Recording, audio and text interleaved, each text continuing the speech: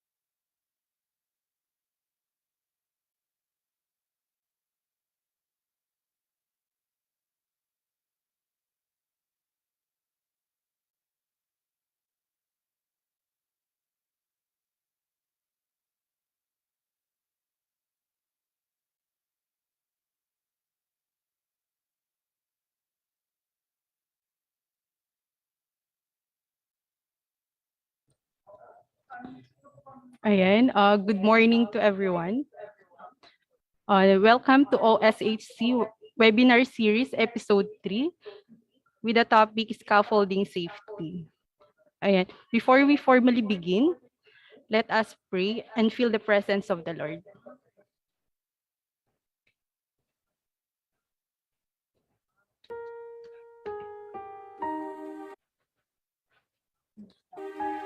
Father God, we praise and thank you for gathering us today. Thank you for all the blessings you continue to give us every day. We ask to bless our speakers so that we may be able to share their knowledge and bring their expertise to the participants. Bless all the participants so that they would be able to comprehend the information from this webinar and that they may use it to make their workplaces safe and healthy. We ask for your protection and guidance for all of us and for the Filipino nation.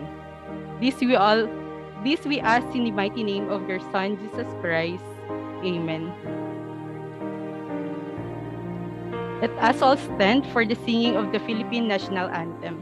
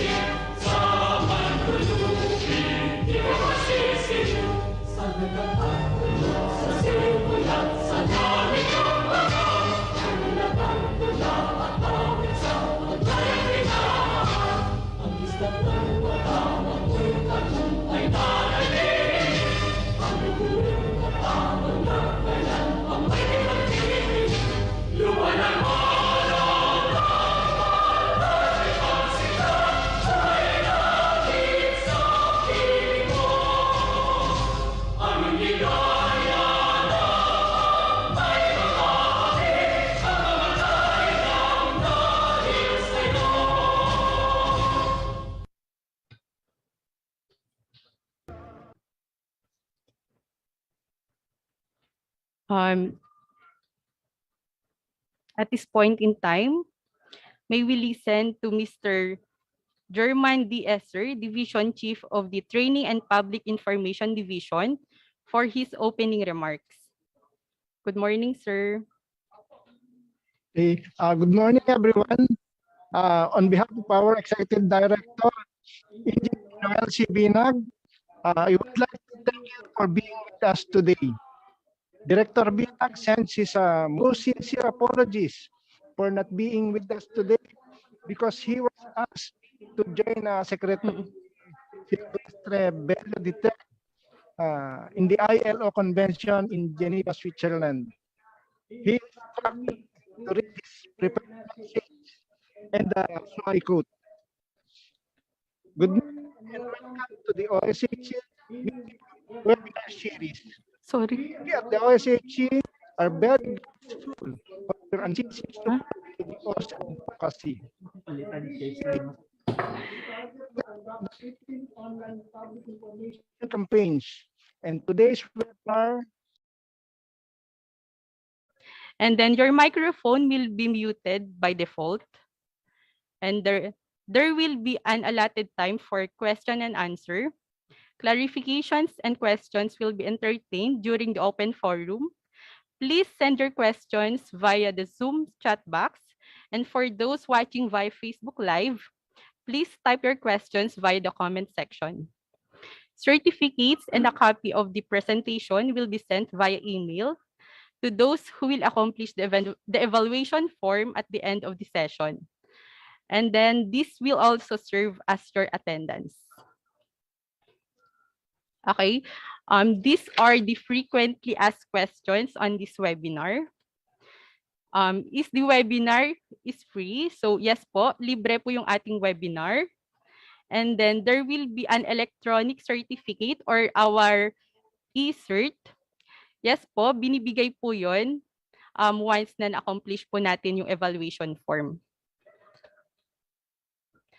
Okay, why the registration on Zoom closed already? So as of yesterday, nung inopen po namin yung Zoom registration, it takes only 30 minutes na napuno po yung ating registration. So for those will not be accommodated dun sa ating Zoom, will also be accommodated via Facebook Live. Ayan. Number 4 question. Can the unemployed join the webinar? Yes po, this is open to all. Ayan. Number 5, I am watching via Facebook Live. Can I still receive a certificate? Yes po, whether you are attending via Zoom or watching via Facebook Live, you can still receive a certificate as long as you accomplish the evaluation form at the end of the session.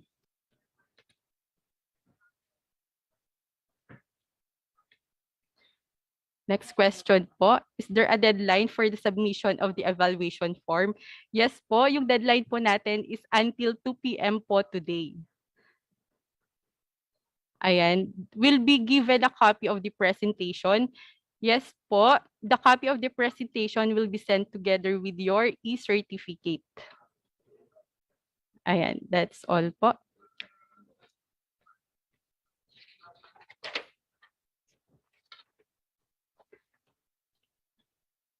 And then let's proceed to our proper discussion. To discuss with us our topic with the scaffolding safety, let's welcome Engineer Lorenzo L. Mantilla Jr., Engineer 2 of the Occupational Safety and Health Center from the Safety Control Division. Good morning, Sir June. Good morning, ma'am. Good morning, Hello, everyone.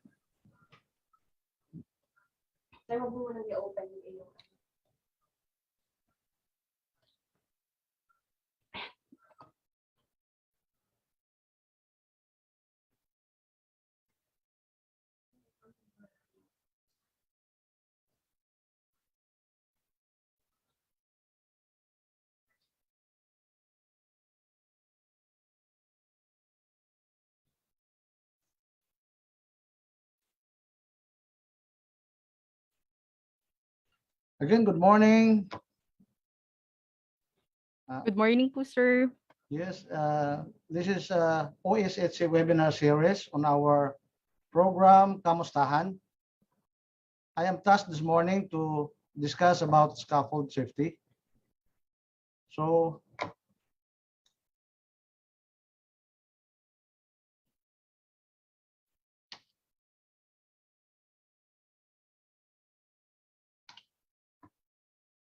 let's proceed to the discussion.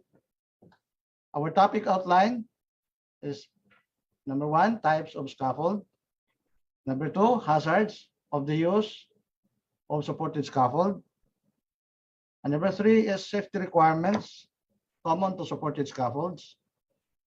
And about tube and coupler scaffold, we will discuss on the standards, the specifications on the components, and then mobile scaffold also, we will also discuss. So, introduction, a construction site has numerous activities on elevated workplaces, which cannot be reached from the ground. Hence, workers need a scaffolding as a temporary structure to make the workplace accessible to carry out their tasks. And this topic, attendees will learn the hazards of the use of scaffolding and understand the preventive measures as well to have a safe workplace. Our session objectives, that at the end of the session, attendees will be able to, number 1, learn the different types of scaffolds. Number 2, identify the hazards associated with the use of supported scaffolds. And number 3, understand the safety requirements common to supported scaffolds. So there are 2 types of scaffold. First is supported scaffold, and the other one is suspended scaffold. Now for under supported scaffold, we have mobile scaffold. As you can see on the graphics, this is an example of a mobile scaffold. This is the materials used on this mobile scaffold is a frame type, okay? But we can also build a mobile scaffold with the materials from tube and coupler, okay? There is a limitation for this mobile scaffold. This has a maximum intended load of only 25 pounds per square foot or 120 kilograms per square meter. And the next is tube and coupler scaffold. As you can see on the graphics, we have tube and coupler here. So basically, the materials are tubes and couplers, or sometimes our workers call it clamps. Okay. We can adjust and make this to have 3 categories of maximum intended load. The first is the light duty maximum intended load, which has a 25 pounds per square foot as the load rating, and the medium duty maximum intended load, which has 50 pounds per square foot as the load rating, and the heavy duty or special duty, which has 75 pounds per square foot and its load rating, okay? The next is fabricated tubular frame scaffold. As you can see in the graphics, we have this. They have the same materials with, it has the same materials with frame type scaffold, okay? So meaning to say, the maximum intended load for this type of scaffold is 25 pounds per square foot, okay?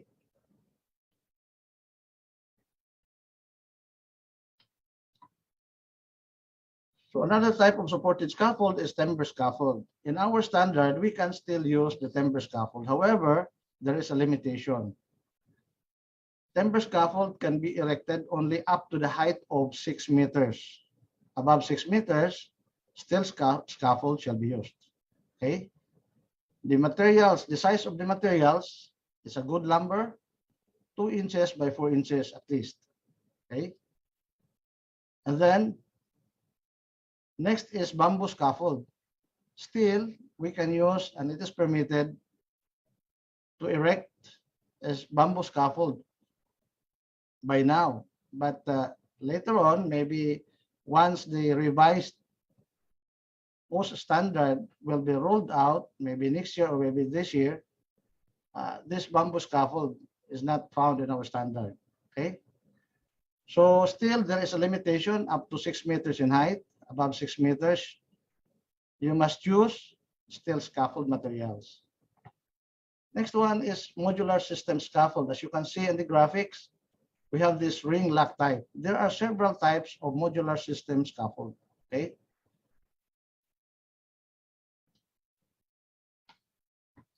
So the other type of scaffold is suspended scaffold. We have this gondola, and this is very popular on the maintenance of the window cleaning on high-rise building. Sometimes they are used in installation of glass claddings in the high-rise buildings. And the other one is underhang scaffold. This underhang scaffold might not be familiar to most of us, but this is used and very popular on pipelines which has a pipe rack, no? Because this is used as an access or a working platform for the maintenance of pipeline, okay, on oil and gas refineries or petrochemical plants, okay. Under mobile supported scaffold, we have mobile scaffold as mentioned earlier. Scaffold supported by caster wheels that can be manually moved horizontally, meaning to say you can easily transfer from one place to another with this type of mobile scaffold. Sometimes it is called rolling scaffold, okay? And must not be moved while employees are on them, okay? But there are classification of a mobile scaffold in terms of maximum intended load. For this type of material, which is frame types materials, this is only for 25 pounds per square foot, as I mentioned. This is the load rating. But if you build a mobile scaffold through tube and coupler, you can make a medium duty scaffold, okay? You can, meaning to say, you can have a load rating of 50 pounds per square foot. Why I mentioned this load rating. This is very important on the calculating of determining the safe workload. Okay. Okay. Later I will discuss about what are the hazards associated and the use of scaffold, and we will talk about the preventive measures and how to determine the safe workload so that it will not be overloaded. Okay. So below is the caster wheels. No, the caster wheels has two types. There is a caster wheel for a light duty scaffold, which has a diameter of 13 centimeters, while the medium duty scaffold has a diameter of 18 centimeters. Next is supported scaffold under tube and coupler scaffold. As you can see in the graphics, meron pong naka-X-brace na pula. Okay? Dahil po, ito po yung nandun sa ating standards. It is in our standard, it says that the X-brace must be located on the third line of post horizontally, and vertically it must be located on the fourth runner. Okay, I will talk to you later about the the components of this tube and coupler scaffold. Okay, so uses of couplers and steel tubes as main materials in building a scaffold constructed of steel tubing that serves as posts, runners, bearers, braces, and ties.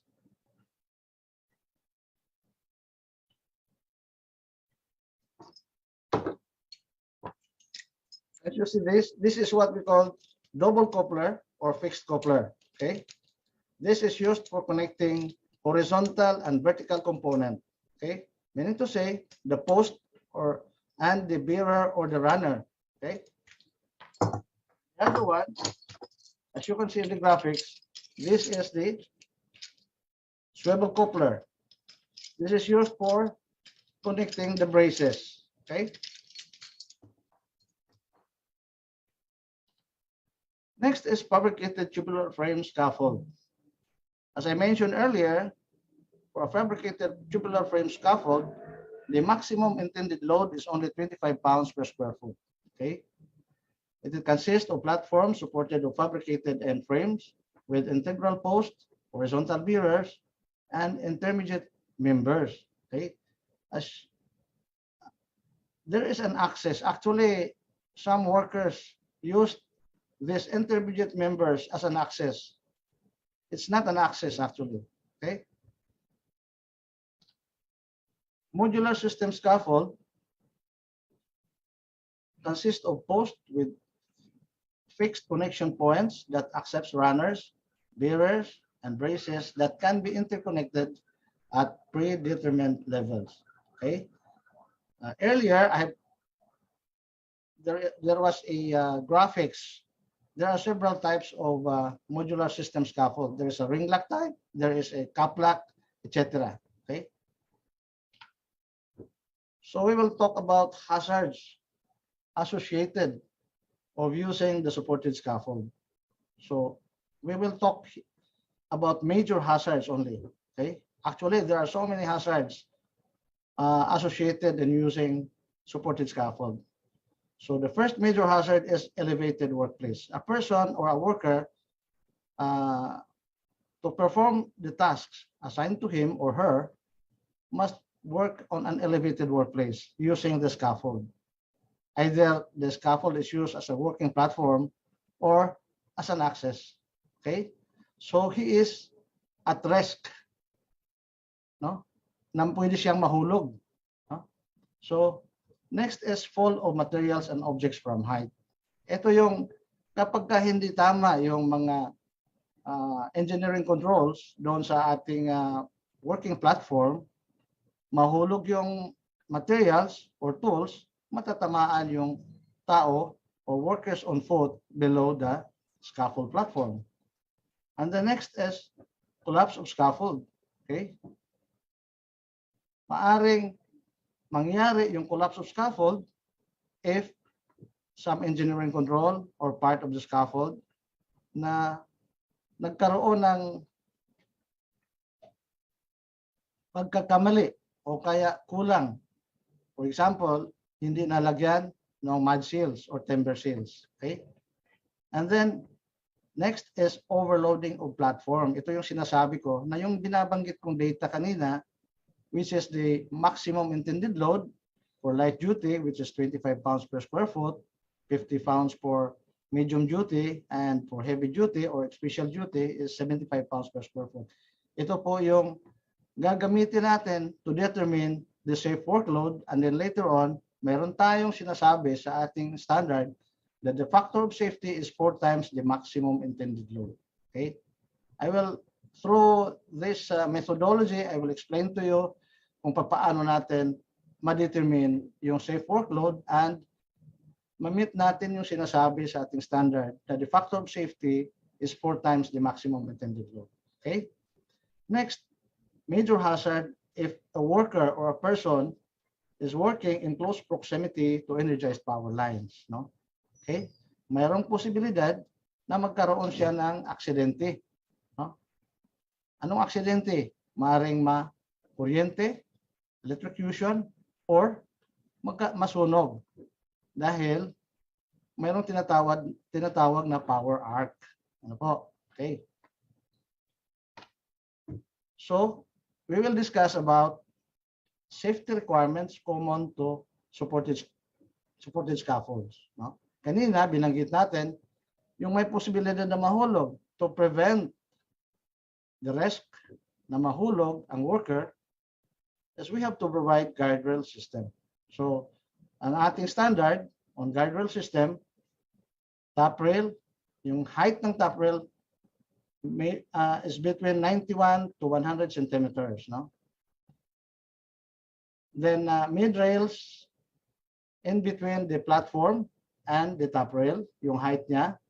And then mid rails and support uprights shall be installed in all open sides and ends of scaffold platforms and landings. No? So ibig sabihin, it's not only the platform, the working platform, also on landings. No? In in the case of, in this graphics, wala po tayong access. Ano po? But if we will install a tube and coupler scaffold and we will use as an access the stairway, in every left, mayroon tayong landing. Okay? So on that landing, it must be complete with a guardrail like top rail, mid rail, and toe board. Okay? Support upright, distance not exceed 2 meters. In our standard, yung poste doon sa ating platform level, working platform, must not exceed 2 meters. Meaning to say, I mentioned about light duty scaffold.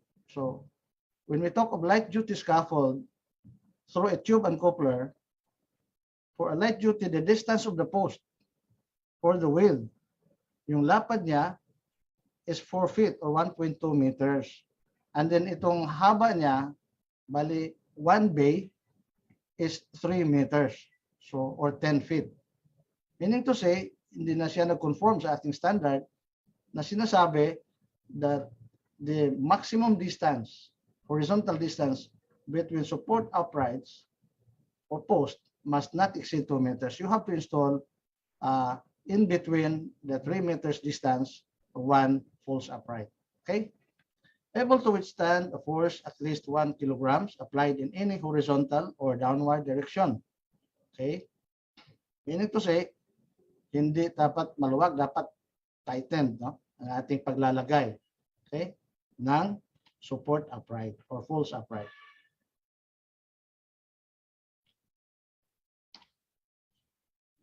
So to prevent struck by falling objects for persons or workers working below the scaffold platform, we must install, of course, toe board. Toe board shall be installed in all edges of scaffold platforms and landings that are 1.8 meters above the lower level. Okay.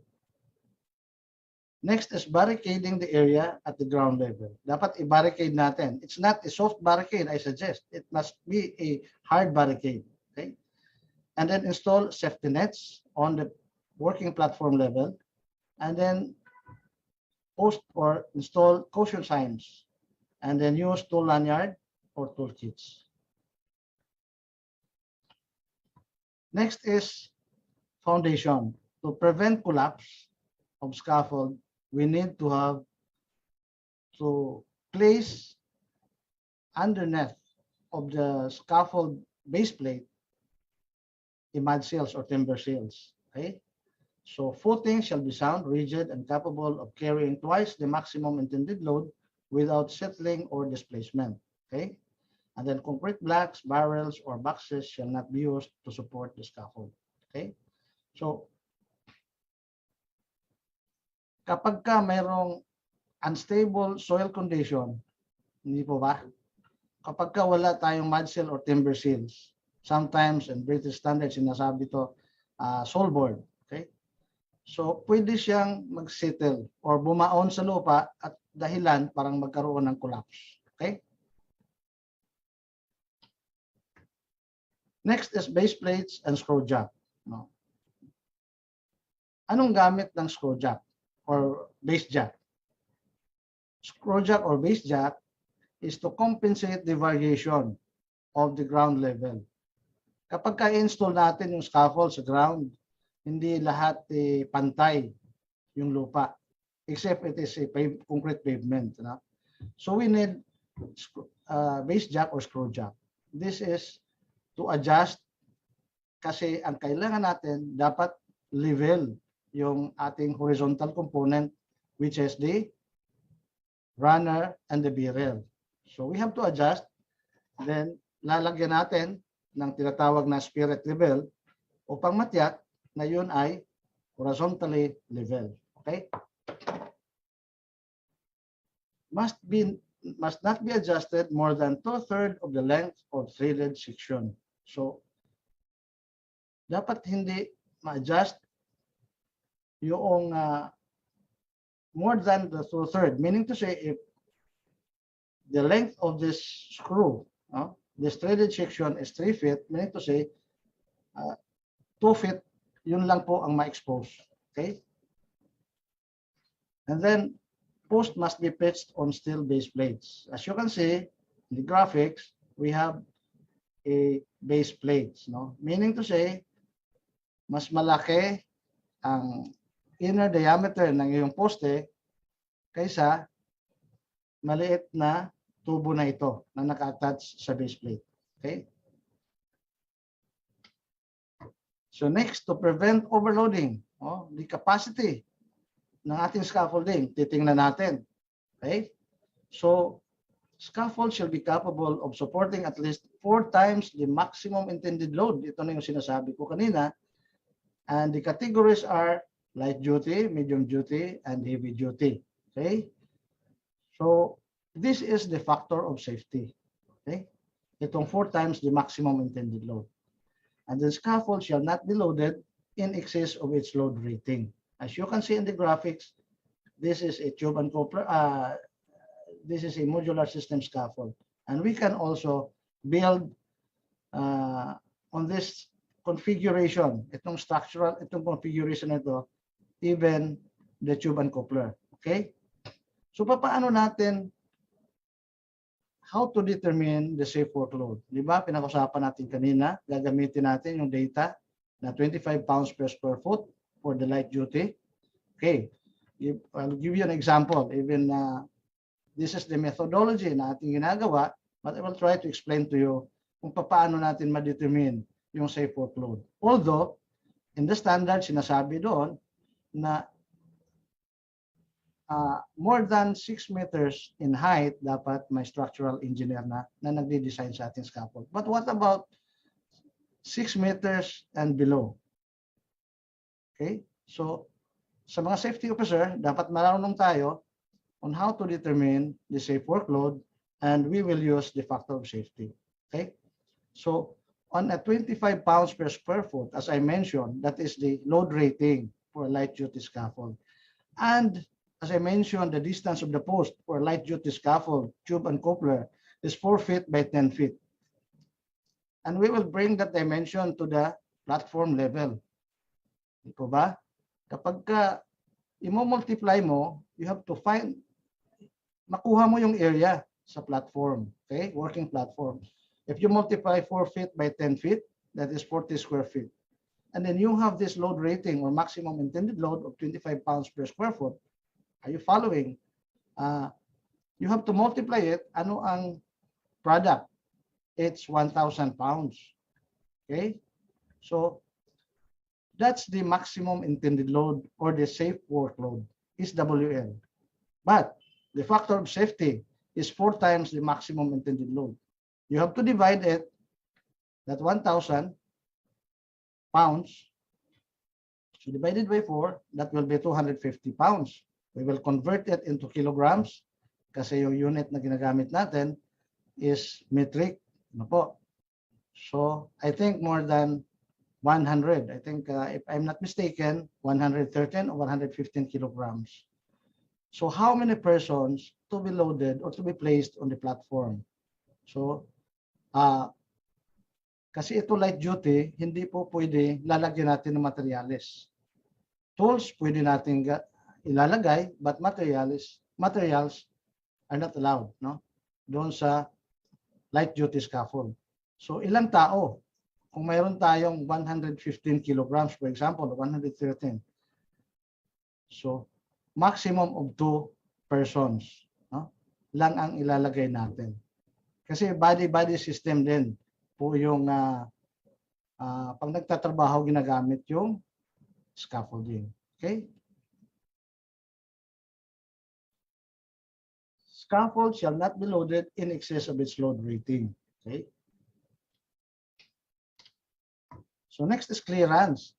Ito yung hazards na pinag-usapan natin kanina na pwedeng magkaroon, maging makuryente, electrocution, and of course, pwedeng masunog. No? So, scaffold operation or overhead power lines are prohibited unless following measures are satisfied. First, de-energized, relocated, or place a protective covering or install a protective covering. Okay?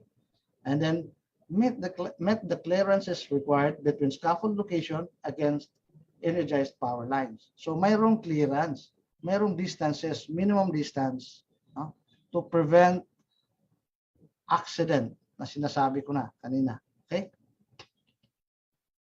So here is the data. No?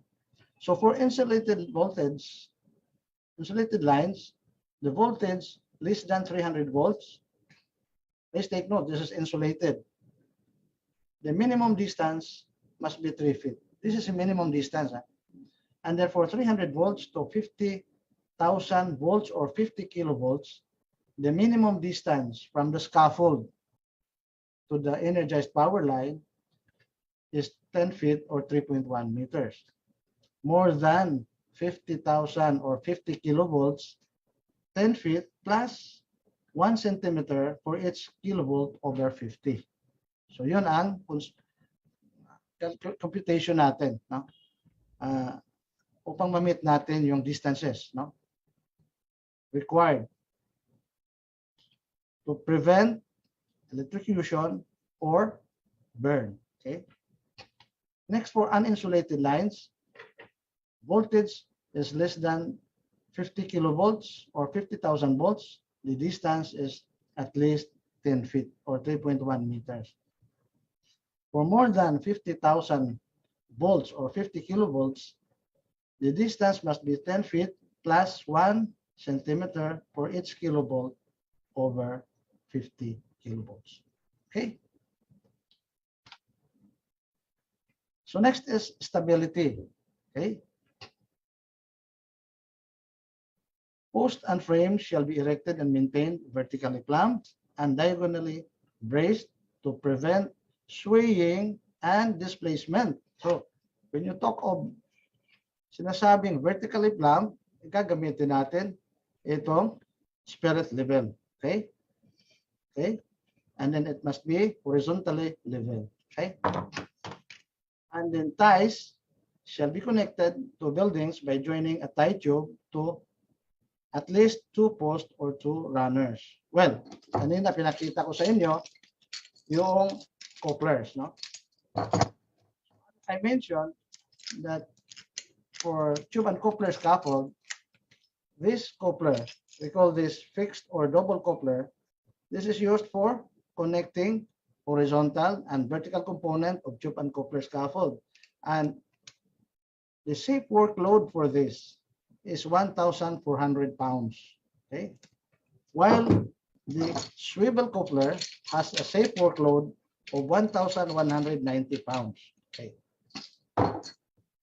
So ties shall be connected to buildings by joining a tie tube to at least 2 posts or 2 runners, as you can see on the graphics. Okay, so may opening doon sa building na ginagawa, and then you can connect. We call this reveal tube. Yung pumapasok doon at nag-connect doon sa horizontal component, no? Doon sa loob ng bintana o opening. Okay? So, marami po na technique yung paggawa ng ties natin. Mayroong tinatawag na box tie, may tinatawag na two-way tie, okay? At itong tinatawag natin na ginagamit natin ang reveal tube. Okay? So, ito yung conditions that we have to attach ties, no, to the structure. Higher than 4:1 ratio should be restrained from tipping by ties and braces. Okay. So 4:1 ratio, meaning to say the shortest distance of your scaffold, for example, the tube and coupler scaffold. I am mentioned about light duty, which is, I must be consistent, no? 1.2 meters by 3.1 or 3 meters, okay? That the shortest dimension of that scaffold is 1.2 meters. So, times 4, that is, yun ang sinasabi natin 4:1 ratio. Okay? So, 1.2 times 4, the maximum height of your platform, which is the height of the scaffold, okay, is around 4.8, something like that. For one is for light duty scaffold. Okay, so exceeding 4:1 ratio or 4.8, you must have a tie to the structure. Okay? So yun. Next is, ito yung mga conditions. Vertically, every 20 feet for scaffolds 3 feet wide. This is found in our standards. No? Meaning to say, if your scaffold is 3 feet wide, vertically, you should connect. 20 feet, you should connect a tie. Okay. Every 26 feet for scaffolds more than 3 feet wide. Okay. Magko-connect ka na ng ties. No? And then horizontally, every 30 feet from one end, magko-connect ka ng tie. Okay. So that's the conditions. But, for example, for a freestanding scaffold, you can also build a freestanding scaffold, meaning to say, wala kayong structure kung saan i-connect nyo yung ties, no? Then, 4:1 ratio, you can have a freestanding scaffold. Now, if you want to increase the height of your platform, because yung trabaho ay hindi pa marating, no? Hindi pa maabot yung height. So you can install an outrigger. And that outrigger will be the basis of your computation or calculation on the height of your platform. So 4:1, meaning to say if you add an outrigger, that's the width that you use to multiply to come up the height of your platform. Okay? But mayroon ding limitation. Dapat yung height na in-increase mo ng yung platform must not exceed one left height. Ano ibig sabihin ng one left height? This one left height is, this is between runner to runner. No. In our standard, the left height is 1.8 to 2 meters. No. But international, 1.8 lang talaga yung kanilang left height. But here in our country, 1.8 to 2 meters, that's the left height na nagamit po natin. Okay? So safety requirements, again, we have scaffold platform construction and use. So gap between the edge of scaffold platform is 25 centimeters. So ibig sabihin, yung gap dapat hindi sumobra sa, yes, the gap between the edge of scaffold platform is 25 centimeters or 10 inches or less. Guardrail need not to be erected on that side. Meaning to say, kapag ka yung worker mo is a mga kantiro, no? Nagpa-plaster sa wall. Kapag yung distance, the gap between the wall to the edge of your scaffold platform, 10 inches, no need to put or install a guardrail on that side of the structure. Okay? But, kapag sumobra doon sa 10 inches, based on our standard, dapat lalagyan ng complete guardrail system. Kung merong top rail, mid rail, and toe board. Okay? Platform shall be closed plank as fully as possible. Maximum gap of 2.54 centimeters or 1 inch is allowed. Meaning to say, yung planks, either you use a catwalk, either you use steel planks, or either you use a wooden planks. Dapat ang gap between planks must not exceed 1 inch. Okay? Platform overlap at support only. Sorry.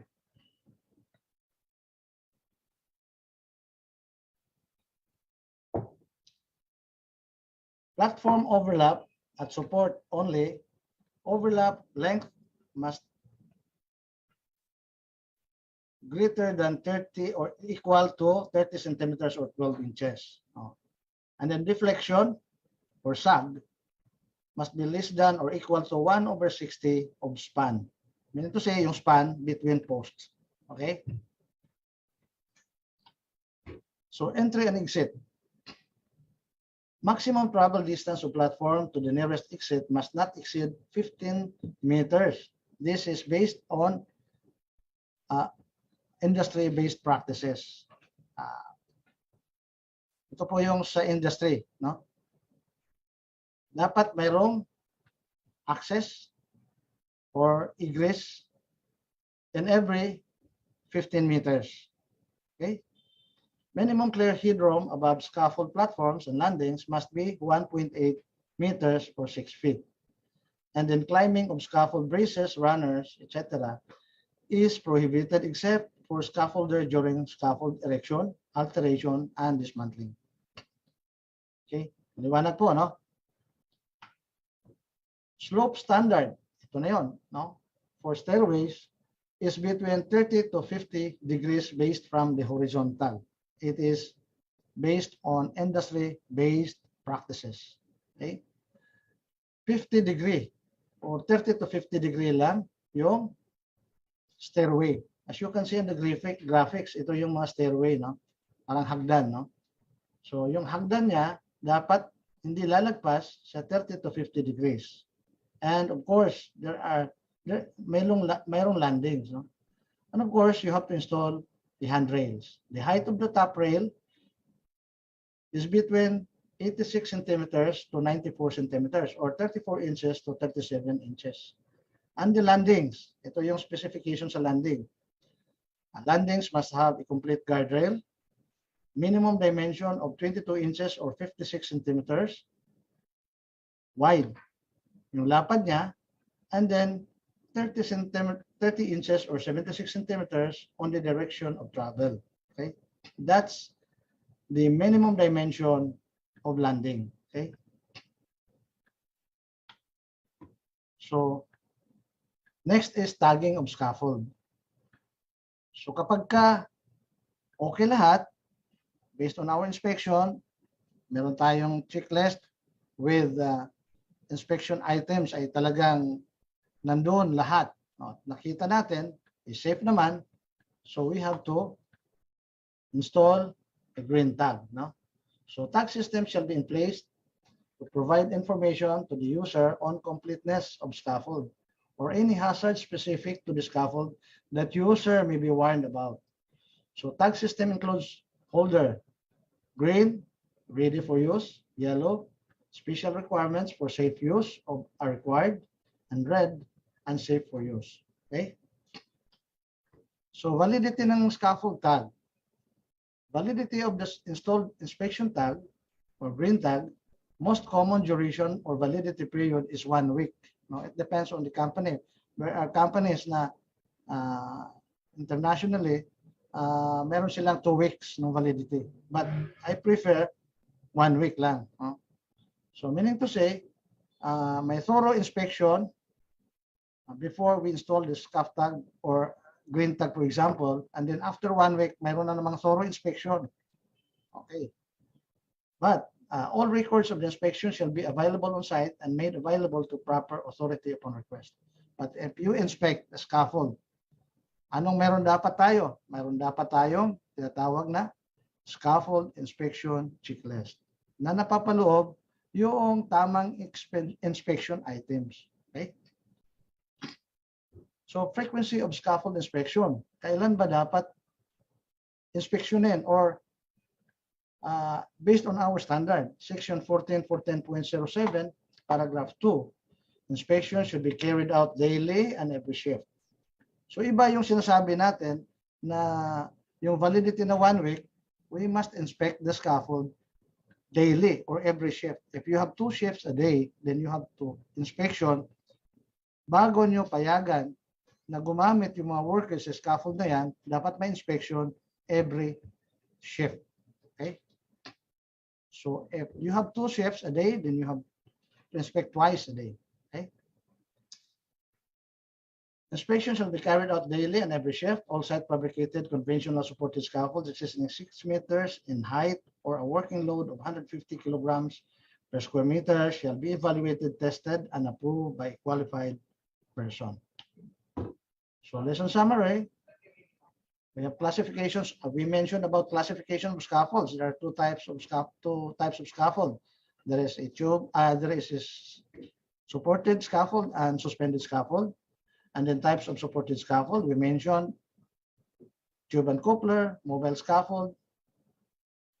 And then safety requirements common to supported scaffold. We mentioned about the safety requirements, hazards in the use of scaffolding, and safety hazard control measures in the use of scaffold, and then tagging of scaffold and frequency of scaffold inspection. Let's proceed to tube and coupler scaffold. So components and uses and standards. So post. Joints in adjacent post must not occur in the same left height. Meaning to say, walang joints. Halimbawa, pataas ka ng pataas ng iyong scaffold. No? Dapat yung joint staggered ang pag-joint ng scaffold at hindi doon sa gitna in between the left height. No? Joints in adjacent post must not occur in the same left height. It must be staggered. Joint pins, preferably expanding spigot, must be used. As you can see, ito yung tinatawag na expanding spigot. No? Must be used for joints and post. Joint pins are designed for compressive loads. And even spigot is also designed for compressive load. Iba yung joint device joining horizontal component. No? Iba yon. That is end-to-end coupler. So, runners and bearers. Ano ba yung runner? Ito yung runner, yun yung mahabang horizontal component. No? Yung bearer, yun yung maiksi. No? Spanning between two posts. Ito yung width. No? So, runner and bearers are attached to the inside of the post. Meaning to say, you have the post, tube and coupler to, dapat yung runner and bearer must be inside of each post. No? Hindi sa labas. Runners must be connected with right angle coupler. So ito yung gagamitin. So paano ba ito? Natin yung method nito sa pag-connect. Dapat pasalo, hindi pataob. Okay? Pagka ginamit mo ito, connecting post to runner, dapat ito ay pasalo. Okay? Runners must be connected with right angle coupler. The torque rating, may torque rating tayo, no? Na required. It must be between 30 pounds to 60 foot-pounds. 30 foot-pounds to 60 foot-pounds. Paano ba natin ma-determine yung torque rating? Okay? Paano ba natin makuha? Of course, when we are talking of torque, we will use the tools like, for example, torque wrench. Wala po tayong torque wrench because mostly ginagamit po sa mga mechanical yan. But we can use this one. This is the scaffold K. Okay? Ito yung scaffold K. Ito yung pinakikipit natin sa nut nitong ating coupler. Okay? Habang this type of scaffold K is a ratchet type. No? So kapag hinihigpitan mo yung nut ng yung coupler and the last quarter na pag-turn mo, that's namimit na yung tinatawag natin standard torque rating between 30 foot-pounds to 60 foot-pounds. Base left approximately 150 millimeters or 6 inches above the scaffold base. Ano ba yung base left? Yung base left is yung unang runner from the base support. That's the base left. Which dapat, ang standard is only 150 millimeters or 15 centimeters or 6 inches. I will show you. Actually, ginagamitan ito ng terminologies ng British standard. No? Kasi ang poste sa British standard, sinasabi standard din. But in American, we call it post. Post yan. No? For a horizontal component, which is, kanina pa akong nagsasabi na runner yan, pero dito sa British standard, they call it ledger. No? So don't be confused. Okay. So ito po yung base left. Ito po yung unang runner above the base support. That's the base left. This distance between base support and the first runner, that's what we call base left, or sometimes tinatawag na kicker left. Okay. So this runner to runner vertical distance, we call this left height. Okay. Okay. Okay. This is the transverse brace and this diagonal brace. Okay.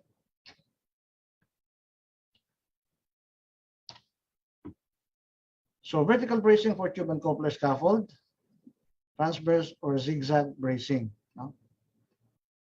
Meron tayong design na zigzag bracing, meron tinatawag na X-brace. doon sa transverse braces, no? So for transverse brace or transverse bracing, which is zigzag, diagonal brace be installed with an angle 35 to 55 degrees based from the horizontal. Yun yung slope angle, no? This is a industry-based practice. Ito po yung industry-based practice. Okay. So diagonal braces must be installed in opposite direction. Meaning to say, dapat opposite direction, yung front and rear. No? Then transverse braces be installed at both ends and repeated along every third line of post. If you remember kanina, merong tube and coupler na graphics na pinakita ko, pero merong X-brace. On the third line of post, horizontally, we install another X-brace. Yun yung sinasabi, no? Dito. Transverse braces be installed at both ends and repeated along every third line of post. Okay? So transverse bracing, sectional, yung tinatawag na X-brace. Bracing forming an X across with installed at the scaffold ends, each third line of post horizontally, and every fourth runner with an angle of 35 to 55 degrees based from horizontal. Okay? The same slope angle. Okay? Consistent tayo kanina. Dapat 35 to 55 degrees. This is an industry-based practices. Okay? The X-brace must be repeated up the height of the scaffold at least every fourth runner. Yung kaninang graphics na pinakita ko, hindi ko na pala nadala dito. Yun yung X-brace natin. Vertically, you have to install every fourth runner. Okay? And horizontally, every third line of post.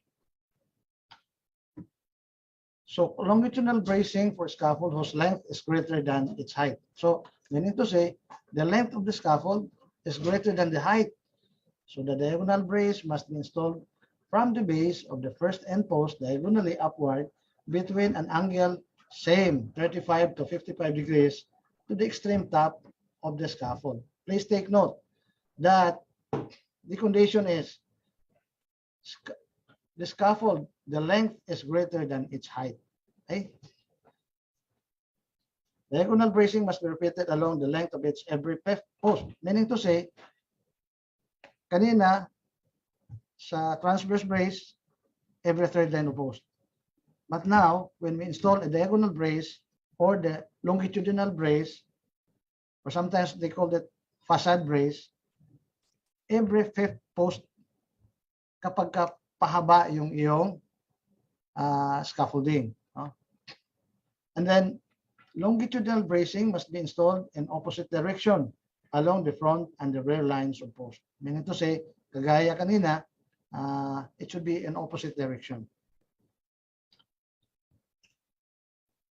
Again, this is another condition. No? Longitudinal bracing whose height is greater than its length. Meaning to say, mas mataas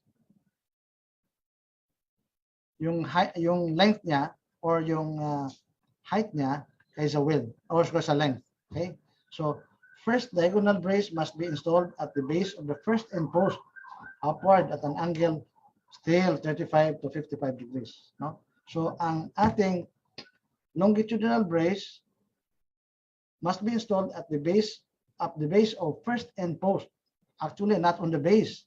It must be on the convergence or on the node point. Ano ba yung node point? No? Yun yung nagsama-sama yung coupler.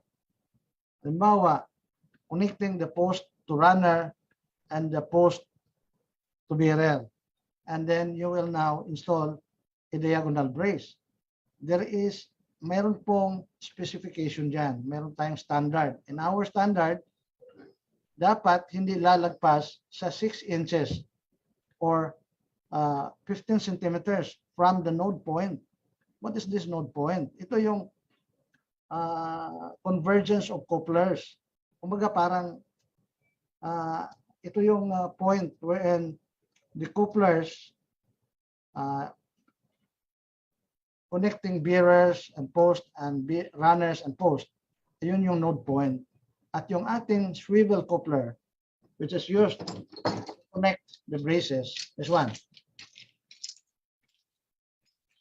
must not exceed 6 inches or 15 centimeters from the node point. By the way, nasabi ko na ba ito? The safe workload for this is 1,190 pounds. Okay?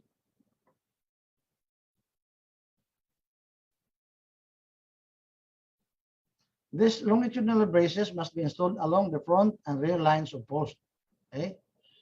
And diagonal braces must be installed in alternating or opposite directions across the entire scaffold length. Okay?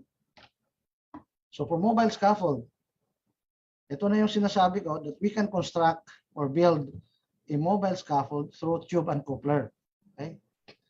Plumb, level, and square, and must be vertically and horizontally braced in both directions. So same, dapat plumb at saka horizontally level. Okay? Plumb brace installed at the base left, at the top left, and at least every third left. Ano ba yung plumb brace?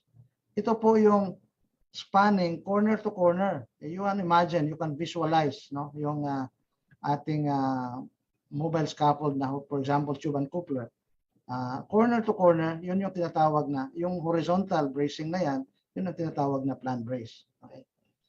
For a light duty tube and coupler mobile scaffold, maximum post spacing of 2 meters. But take note, sa 2 meters na yan, and even on the stationary tube and coupler scaffold, mayroon po tayong specification sa material. I forgot to mention kanina about yung common safety requirements common to safety scaffold on capacity. No? So the thickness of the pipe or tube must be between 3.2 mm to 4 mm, and the outside diameter must be nominally 2 inches, or to be exact, 1.9 inches. Yun yung conditions, yun yung specification ng materials.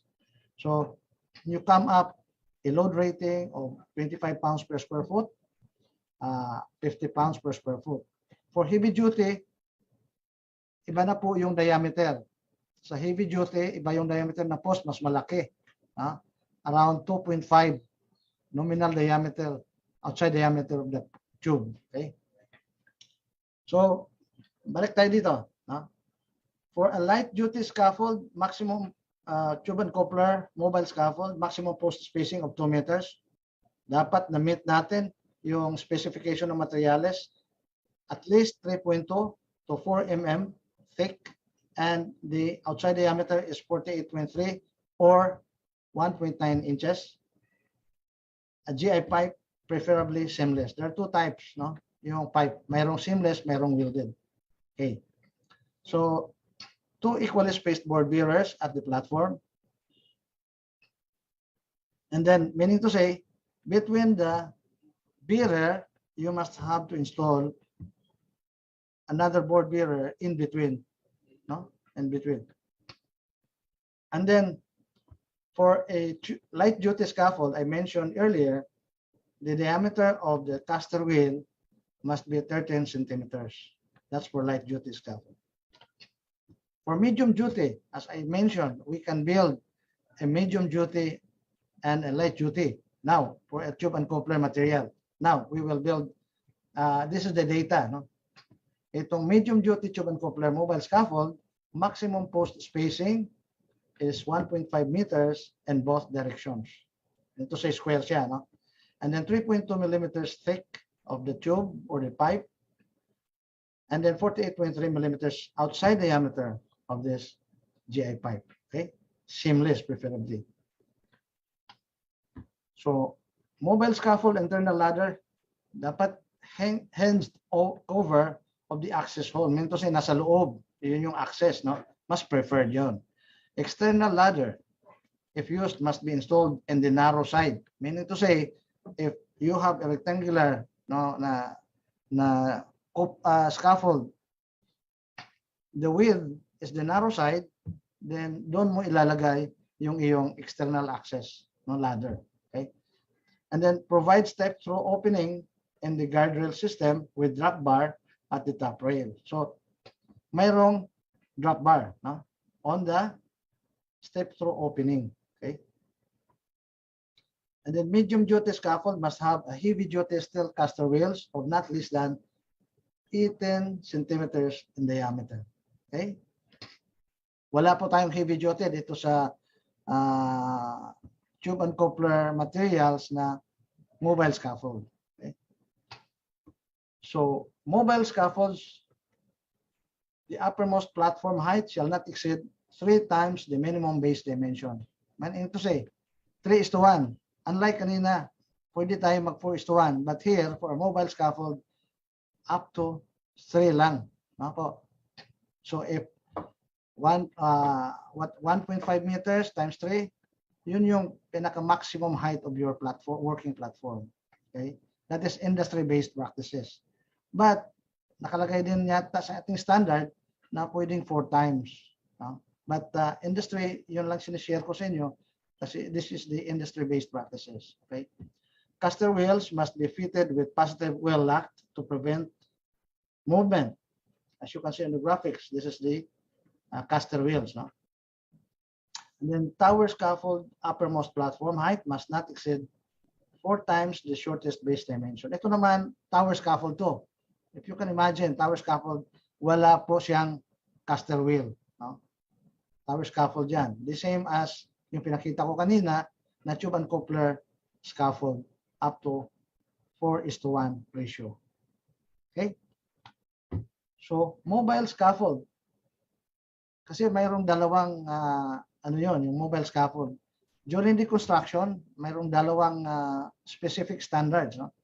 During construction of the mobile scaffold using the tube and coupler materials and mobile scaffold during operation. So ito, during operation. Sinasabi, mobile scaffold must be used and moved on surface sufficiently firm and level. Diba? Kapag ka may mga maliliit na bato-bato doon sa pavement, for example, where ita-transfer mo yung mobile scaffold, pwede siyang mag-overturn o matumba. No? Move by manually pushing at the base. Pushing force must not be applied at height higher than 1.2 meters above the scaffold base. So, I mean to say, if you transfer this mobile scaffold, dapat hindi mo maximum height from the base. Nahahawakan mo at itutulak. Hindi dapat lalagpas sa 1.2 meters. Ating standard. No? Then, personnel, equipment, and materials must not on the platform while on motion. Dapat walang tao, walang mga materyales doon sa working platform. Caster wheels must be locked at all times. Pag ginagamit na yon, mobile scaffold, tube and coupler material, ay dapat nakalocked. And even the frame type scaffold dapat nakalock kapag ginagamit. Okay? So lesson summary, tube and coupler components, uses and standards, mobile and tower scaffold construction, light duty and medium duty, mobile and tower scaffold operation, and light duty and medium duty. Okay? Questions? If you have questions, you can post it in the chat box and I will answer that sa abot ng ating makakaya po. Maraming salamat po. Ayan. Hello, Sir June. Ayan, start na po natin yung ating question and answer portion. And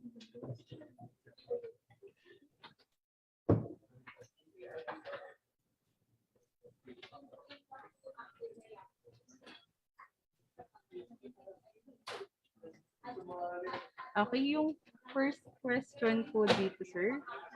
Yes, yes, ma'am. Ayan. From Sir RJ Paguntalan, watching via Facebook Live po. Ilang feet po ba ang taas ng paggagawa ng trabaho na kailangan na gumamit po ng scaffold? Sinabi po sa ating standard, 2 meters po.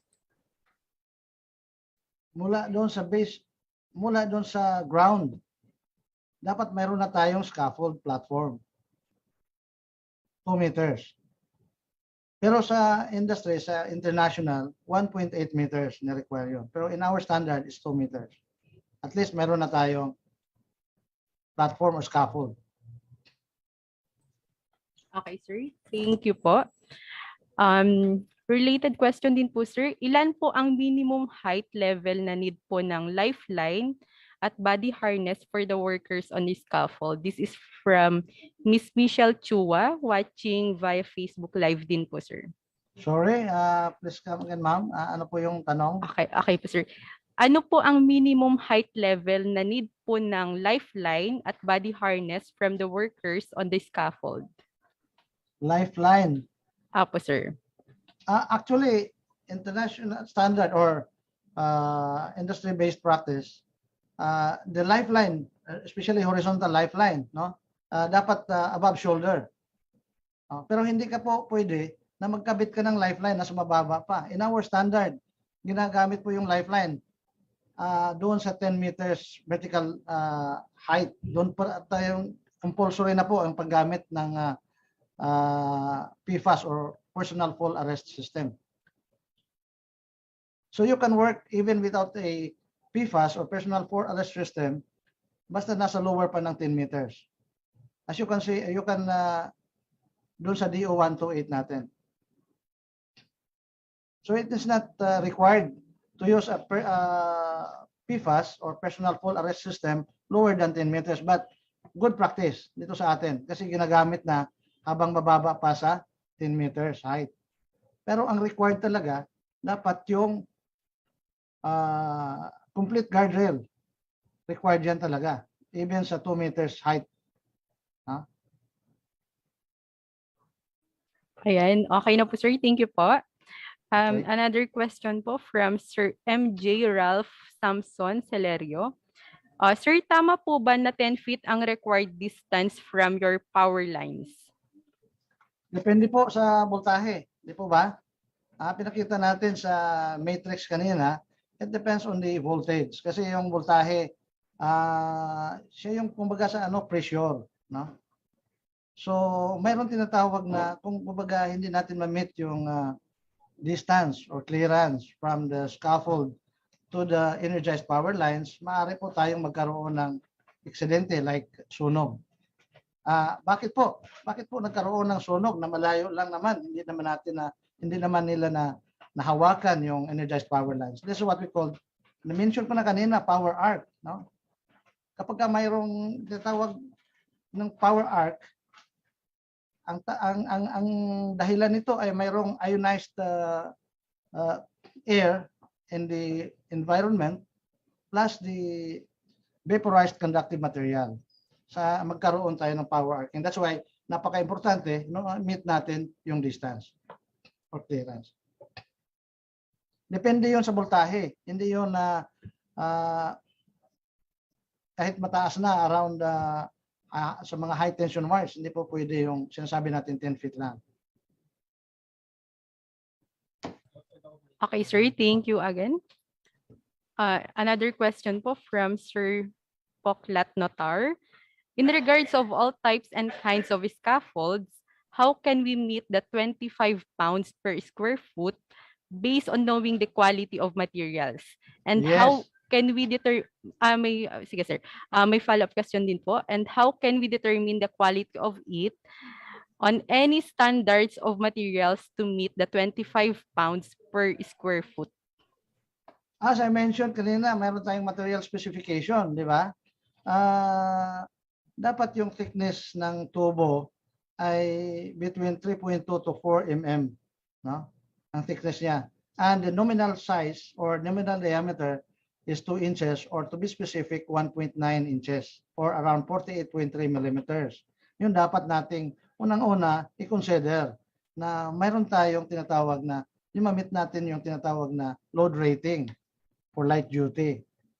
So kapag hindi natin nagamit yung ganung klaseng materials, then wala tayo doon. Kung halimbawa substandard. At actually sa scaffolding, mayroong special material yan. Hindi yung binibili natin sa tindahan na mga tubo ng mga GI pipe na ginagamit natin sa daluyan ng tubig, you know. Mayroon talagang special materials para sa scaffold. So i-meet lang natin yung specification and then yung makasiguro tayo na yung load rating na yon ay makukuha natin. And then we will calculate on the safe workload and then divide it the factor of safety to meet yun yung maano natin yung standard na sinasabi dito sa OSHS. Okay, sir. Another question po from Sir John Bautista. Ano po bang standard unit ang measurement na ginagamit? Is it the metric or English system measurement po ba, sir? Actually, dito sa atin ay metric. Ano po? Pero sometimes hinahaluan ko po ng English unit. Ano po? At mas ano kasi, makikita mo medyo nung nag-aaral pa ako, mas kabisado ko yung English unit. No? So, but we will use a metric dito sa atin. Okay? At nung experience kong konti sa ibang bansa, at ang ginagamit namin is English also because I work doon sa isang American company. Okay po, sir. Another question. Ano po ba ang qualifications ng scaffolding inspector? Ganito po, ang qualification ng scaffold inspector, once nung ako nag-exam po dito sa CMDF, DTI po yan, no? Construction Manpower Development Foundation, CMDF, under ng DTI. Dapat licensed electrical engineer, mechanical engineer, or civil engineer. Yun po ang kanilang qualification. Dapat licensed. Okay po, sir. I don't know dito sa iba, pero dito sa atin, nung sa DTI, yun ang qualification. Okay po. Ayan, another question. According to standard, all scaffolds designed by a structural engineer shall be approved by the appropriate authority. And who is the appropriate authority? Okay. Appropriate authority, yung nasa construction site. Meaning to say, mga construction engineer, construction manager, okay, or project manager. Sa ngayon, yun yung appropriate authority. Ano? Okay po, sir. Is the form to be used for weekly inspection of a scaffold the same with the form to be used daily? Sorry? This Sorry is po, question from Sir Wilfredo Season po, sir. Okay, ulit Is po, ma'am. Apo, sir. Is the form to be used for weekly inspection of a scaffold is the same with the form to be used for daily? Yes po. Yes. Mas maganda yon kasi basta kompleto yung inspection items. No? Huwag kayong gumamit ng, maglalagay ng inspection items na wala po doon sa type of scaffold na yon. Or maglagay kayo ng isang column, maybe not applicable, something like that. Okay. Pero ang inspection, napakahalaga yung inspection items. Yun na ilagay natin. For example, if you are mag-inspect po kayo ng tube and coupler scaffold, be sure na yung inspection items for tube and coupler scaffold. Yun yung binabanggit ko kanina. Yung distances with the node point, with the slope of the braces with respect to horizontal. No? So yun yung dapat importante ilalagay doon sa inspection items on the checklist. Okay po, sir. Another question po. Hanggang kailan po pwede ma-reuse ang scaffold? And then, ayan, may another question po. Same lang po. And what are the conditions po na hindi na po natin pwede gamitin yung scaffold? Okay, magandang question po yan. Kapag ganito po yun ang pamamaraan. Pag bago tayo mag-erect ng scaffold, mayroon tayong inspection sa materials. You have to inspect the site, you have to inspect the materials before you erect the scaffold. Okay?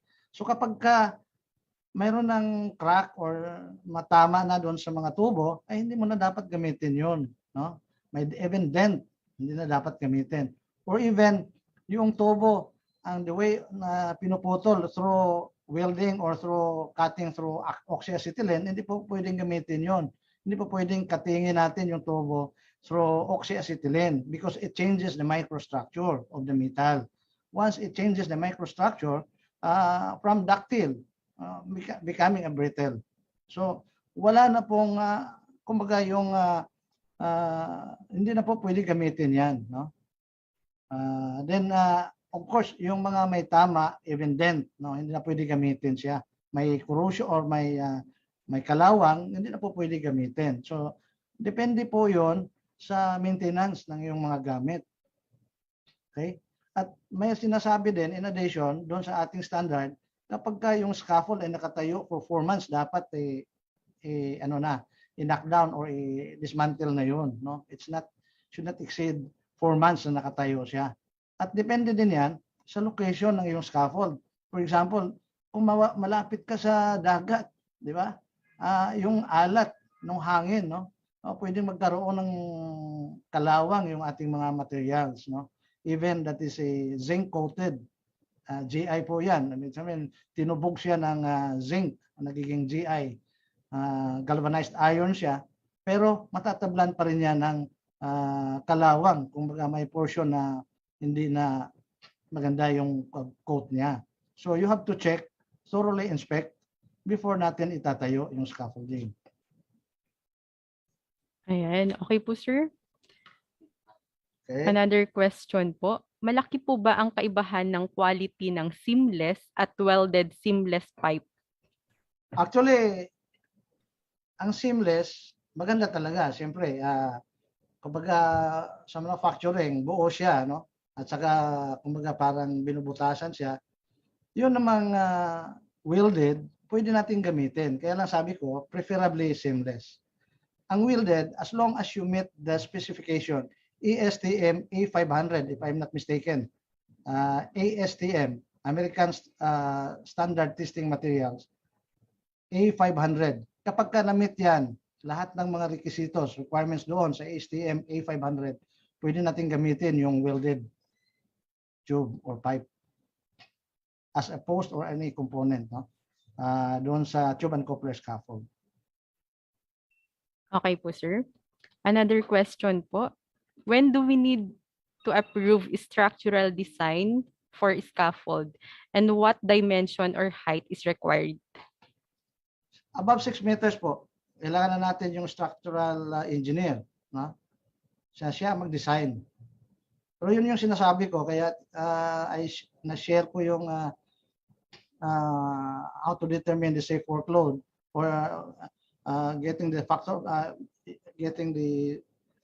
factor of safety, no? 4 times the maximum intended load. Kasi below 6 meters below, hindi required sa ating batas, sa ating standard, yung design by structural engineer, no? Kaya nga sinishare ko sa inyo. Pero above 6 meters, it must be designed. Ito ay sinasabi sa ating batas, dapat i-design na ng structural engineer siya. Pero kapag wala, at least mayroon kayong idea kung paano natin makuha yung tinatawag na safe workload at saka yung in-specify sa ating standard that the factor of safety is 4 times the maximum intended load. Okay po sir. Another question po. When do we need, naulit na po. Using frame po or mobile scaffold, gagamit pa rin po ba tayo ng harness kahit may railing na po? For as long as meron kayong anchorage point, dapat meron gagamit kayo ng harness, no? Ito yung mga minsan na problema, no? Kasi usually itong mobile scaffold hindi ito nakadikit sa mga structures, no? So isang na lang, kumbaga common sense, kapag maglalagay kayo ng lifeline and you have to use this of course this PFAS, no?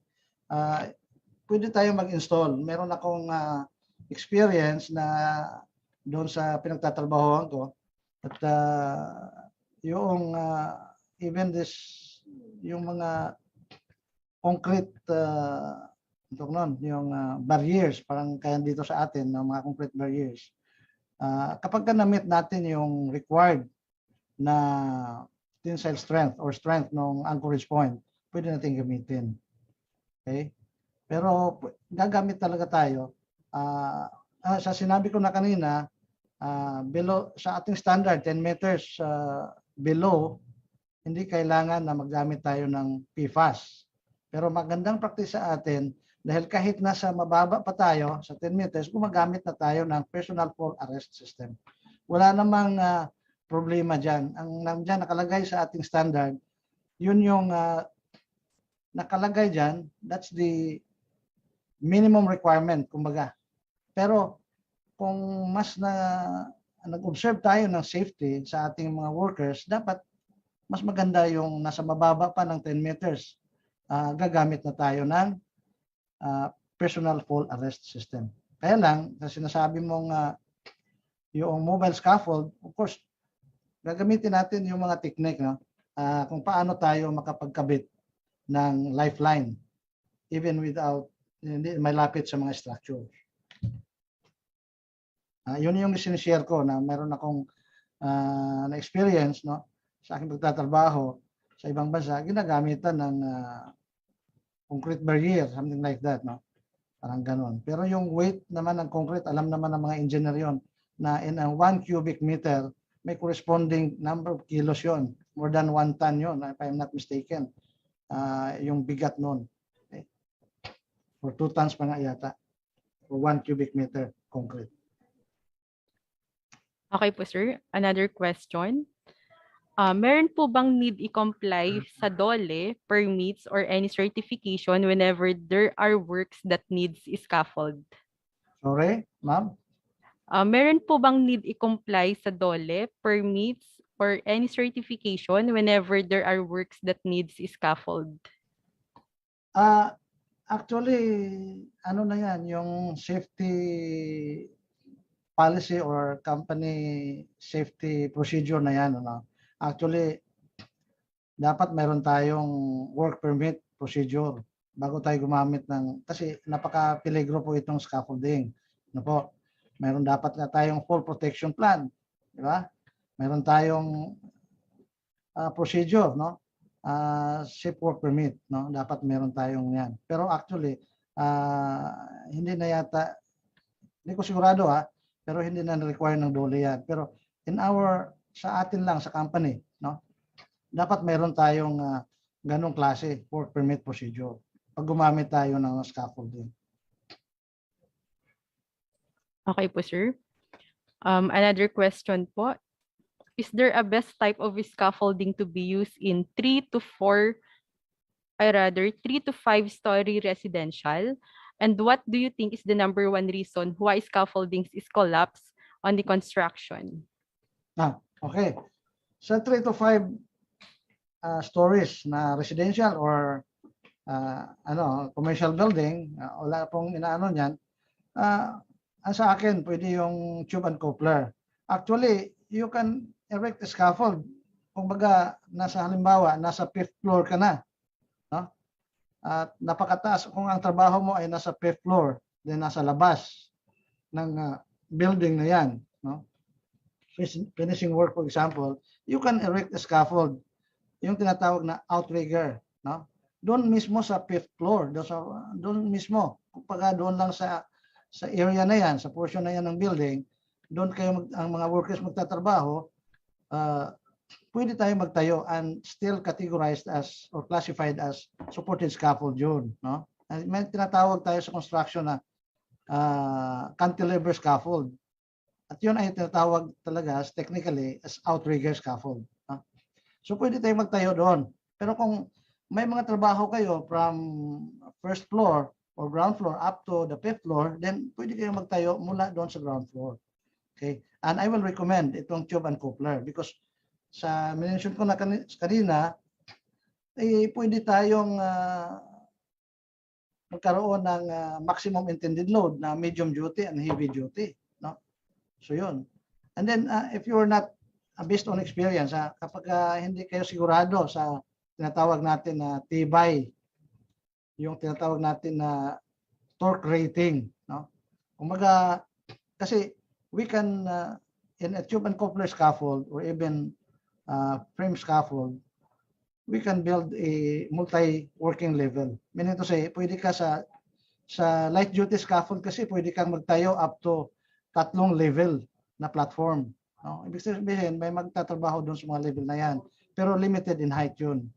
And for a medium duty, pwede ka magtayo ng 2 work level. Okay? So, yung sinasabi na i-recommend ko, yun yung tube and coupler scaffold because ilalagay, pwede nating lagyan yung kung magduda tayo doon sa tibay ng kapit, doon sa poste, doon sa coupler na ito, no? Lalagyan natin tinatawag supplementary cheek coupler. Ibig sabihin, ano ba yung supplementary cheek coupler?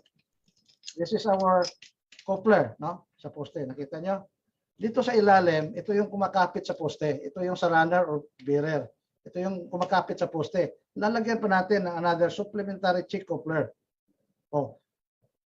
Yung ilan ang max support load nito? This is 1,400 plus 1,400. So, hindi na talaga siya posibleng mag-slip.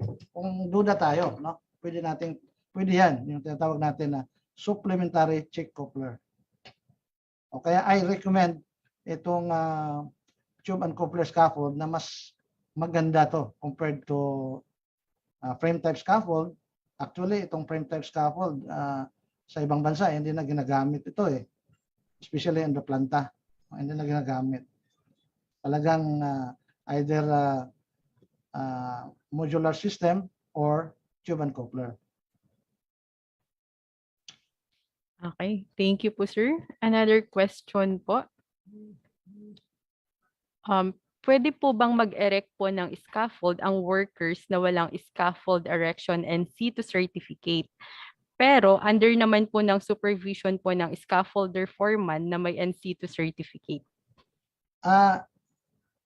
Sure, or ma'am, sinasabi sa DO 13, no? Department Order ng DOLE, number 13, na dapat ang nagtatayo ng scaffold, dapat NC2 holder. Or even yung mga operators ng mga heavy equipment, dapat mayroong national certificate from TESDA.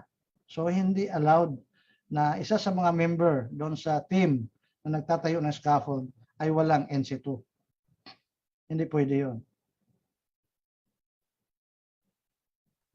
Okay po, sir. Another question po. Is there any typical design of scaffold